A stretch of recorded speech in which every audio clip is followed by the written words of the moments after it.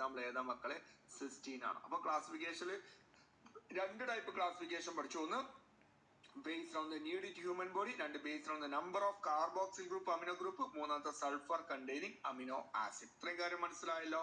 ഇനി നമ്മൾ ഡിസ്കസ് ചെയ്യാൻ പോകുന്നത് രണ്ടാമത്തെ കാര്യം നാലാമത്തെ ക്ലാസിഫിക്കേഷൻ അല്ലെ, ആരോമാറ്റിക് അമിനോ ആസിഡ് എന്ന് പറഞ്ഞാൽ എന്താണെന്നുള്ളതാണ്. നല്ല എളുപ്പമാണ്. എന്താണ് ഈ ആരോമാറ്റിക് അമിനോ ആസിഡ് എന്ന് പറയുന്നത്?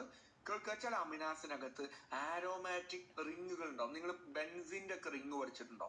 സൈക്ലോഹെക്സിന്റെ ഒക്കെ റിങ്ങുകൾ പഠിച്ചില്ലേ? അതേപോലത്തെ അമിനാസിഡ് ചില അമിനാസിനകത്ത് ഉണ്ടാവും. അങ്ങനെ അമിനാസിനകത്ത് റിങ്ങുകൾ ഉണ്ടെങ്കിൽ അതിന് വിളിക്കുന്ന പേര് ആരോമാറ്റിക് അമിനാസിഡ്. ഈ റിങ്ങുകളൊക്കെ എവിടെ കാണാം? വാരിയബിൾ ഗ്രൂപ്പിലാണ്. എക്സാമ്പിൾ ഏതൊക്കെ? ടൈറോസിന്, ട്രിപ്റ്റോഫാന്, ഫിനൈൽ അലൻ. എക്സാമ്പിൾ നോക്കൂ മക്കളെ. ടൈറോസിൻ നമുക്ക് എങ്ങനെ എഴുതാൻ കഴിയും? TYR. ട്രിപ്റ്റോഫാനെ ചുരുക്കി എങ്ങനെ എഴുതാൻ കഴിയും? TRY.